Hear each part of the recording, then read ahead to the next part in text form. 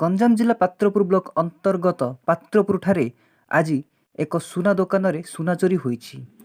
ଜଣାପଡ଼ିଛି ଯେ ଉକ୍ତ ମହିଳାମାନେ ବ୍ରହ୍ମପୁରଠାରୁ ଆସି ପାତ୍ରପୁର ସୁନା ଦୋକାନରୁ ସୁନା ଚୋରି କରିଛନ୍ତି। ତେବେ ଚାଲନ୍ତୁ ଦେଖିବା ଆଜିର ଏହି ବ୍ରେକିଂ ନ୍ୟୁଜ୍।